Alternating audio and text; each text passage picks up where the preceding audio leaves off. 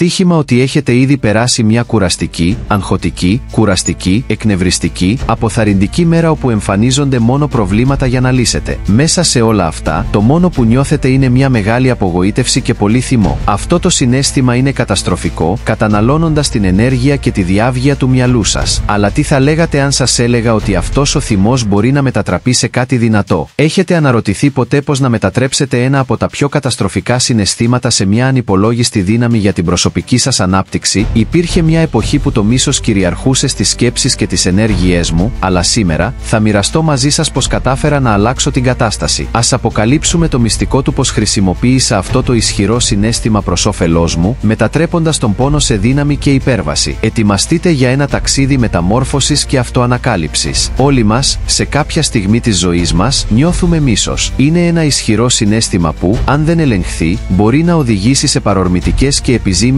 ενέργειες. Ωστόσο, τι θα γινόταν αν χρησιμοποιούσαμε αυτή τη δύναμη με θετικό τρόπο? Το πρώτο βήμα είναι να αναγνωρίσετε το μίσος. Επιτρέψτε στον εαυτό σας να νιώσει το συναίσθημα χωρίς κριτική. Ρωτήστε τον εαυτό σας, γιατί νιώθω έτσι? Η αναγνώριση της ρίζας είναι απαραίτητη για να μετατρέψετε αυτήν την ενέργεια. Ο Κορλ Γιούν, διάσημος ψυχολόγος, τόνισε τη σημασία της αντιμετώπισης και της ενσωμάτωσης των πιο σκοτεινών συναισθημάτων μας για να επιτύχουμε προσωπική ανάπτυξη. Το μίσος είναι μια ισχυρή ενέργεια. Ανακατευθύνετε αυτήν τη δύναμη σε κάτι παραγωγικό. Φυσική άσκηση, δημιουργικά project ή οποιαδήποτε δραστηριότητα που σας βοηθά να καναλιζάρετε αυτό το συναίσθημα με θετικό τρόπο είναι εξαιρετικές επιλογές. Ο Φρίντρικ Νίτσα, φιλόσοφος, δήλωσε ότι όμικρον με τόνο ότι δεν μας σκοτώνει, μας κάνει πιο δυνατούς, υποδεικνύοντας ότι μπορούμε να μετατρέψουμε τις αντιξοότητες σε δύναμη. Ασκήστε την ενσυναίσθηση. Προσπαθήστε να δείτε την κατάσταση από την οπτική γωνία του άλλου. Αυτό όχι μόνο βοηθά να μειωθεί το μίσος, αλλά επίσης προάγει την κατανόηση και τη συμπόνια. Ο Βίκτορ Φράνκαλ, ψυχίατρος και επιζών του ολοκαυτώματος, τόνισε τη σημασία του να βρίσκουμε νόημα σε όλες τις εμπειρίες, ακόμη και στις πιο οδυνηρές. Μην διστάσετε να αναζητήσετε υποστήριξη. Η συζήτηση με έναν θεραπευτή ή η συμμετοχή σε μια ομάδα υποστήριξης μπορεί να προσφέρει νέες προοπτικές και στρατηγικές για να αντιμετωπίσετε το μίσος με υγιή τρόπο. Η ψυχαναλήτρια Μέλανι Κλάιν τόνισε τη σημασία της συναισθηματικής υποστήριξης για την ψυχική υγεία. Πριν δράσετε, πάρτε μια βαθιά ανάσα και κάντε ένα βήμα πίσω. Η παρορμητικότητα σπάνια οδηγεί σε καλές αποφάσεις. Χρησιμοποιήστε τεχνικές αναπνοής ή διαλογισμού για να ηρεμήσετε το μυαλό σας και να λάβετε πιο σοφές αποφάσεις. Ο Δαλάι Λάμα συχνά μιλά για τη σημασία του διαλογισμού και της ηρεμίας για την εσωτερική ειρήνη. Το μίσος μπορεί να είναι μια καταστροφική δύναμη, αλλά μπορεί επίσης να είναι μια ευκαιρία για ανάπτυξη. Αν το αντιμετωπίσουμε με συνείδηση και κατεύθυνση, μπορούμε να το μετατρέψουμε σε ένα ισχυρό εργαλείο για την προσωπική μας ανάπτυξη. Όπως είπε ο φιλόσοφος Αριστοτέλης, αυτό που είναι στη δύναμή μας να κάνουμε, είναι στη δύναμή μας να μην κάνουμε. Με αυτοσυνειδησία και πρόθεση, μπορούμε να διαμορφώσουμε τα συναισθήματά μας για να ενισχύσουμε τον χαρακτήρα και τον σκοπό μας. Ο θυμός είναι ένα ισχυρό συναίσθημα που μπορεί να μετατραπεί σε θετική δύναμη όταν τον αντιμετωπίζουμε με επικοδομητικό τρόπο. Η φυσική άσκηση είναι ένας εξαιρετικός τρόπος να καναλιζάρετε την ενέργεια του θυμού. Όταν ασκείστε, το σώμα σας απελευθερώνει ενδορφίνες, ορμόνες που βοηθούν στη βελτίωση της διάθεσης και στη μείωση του άγχους. Δραστηριότητες όπως το τρέξιμο, η άρση βαρών, οι πολεμικές τέχνες ή ακόμα και ένας ζωηρός περίπατος μπορούν να βοηθήσουν στη διάλυση της συσσωρευμένης έντασης και να προσφέρουν μια αίσθηση ανακούφισης. Επιπλέον, η τακτική άσκηση βελτιώνει τη γενική σας υγεία και αυξάνει την ψυχική σας ανθεκτικότητα, καθιστώντας σας πιο ικανό να αντιμετωπίζετε στρεσογόνες καταστάσεις. Η ανάγνωση καλών βιβλίων είναι ένας άλλος αποτελεσματικός τρόπος να αντιμετωπίσετε τον θυμό. Βιβλία αυτοβοήθειας, προσωπικής ανάπτυξης, φιλοσοφίας και ψυχολογίας μπορούν να προσφέρουν νέες προοπτικές και στρατηγικές για τη διαχείριση των συναισθημάτων. Συγγραφείς όπως ο Ντάνιελ Γκόουλμαν με το βιβλίο του «Συναισθηματική νοημοσύνη» και ο Βίκτορ Φράνκαλ με το νόημα της ζωής προσφέρουν πολύτιμες γνώσεις για το πώς να κατανοήσουμε και να ελέγξουμε τα συναισθήματά μας. Η ανάγνωση όχι μόνο αποσπά την προσοχή από την πηγή του θυμού, αλλά προσφέρει και πρακτικά εργαλεία για τη μετατροπή αυτού του συναισθήματος σε κάτι επικοδομητικό. Η ανάπτυξη του συναισθηματικού ελέγχου είναι θεμελιώδης για την υγιή διαχείριση του θυμού. Τεχνικές όπως ο διαλογισμός, η βαθιά αναπνοή και η ενσυνειδητότητα βοηθούν να ηρεμήσει το μυαλό και να προαχθεί η αυτογνωσία. Όταν νιώθετε εκνευρισμένοι, πάρτε μια στιγμή για να αναπνεύσετε βαθιά, μετρήστε μέχρι το 10 και σκεφτείτε την κατάσταση. Ρωτήστε τον εαυτό σας, είναι αυτή η αντίδραση χρήσιμη ή πώς μπορώ να απαντήσω με πιο επικοδομητικό τρόπο? Η τακτική εξάσκηση των τεχνικών συναισθηματικού ελέγχου ενισχύει την ικανότητά σας να ανταποκρίνεστε στις προκλητικές καταστάσεις με ηρεμία και σαφήνεια. Ενσωματώνοντας τη φυσική άσκηση, την ανάγνωση και τον συναισθηματικό έλεγχο στην καθημερινή σας ρουτίνα, μπορείτε να μετατρέψετε τον θυμό σε ένα ισχυρό εργαλείο για την προσωπική ανάπτυξη. Αντί να επιτρέψετε σε αυτό το συναίσθημα να σας κυριεύσει, χρησιμοποιήστε το ως καταλήτη για να αναπτύξετε ανθεκτικότητα, αυτογνωσία και έναν μεγαλύτερο αίσθημα σκοπού.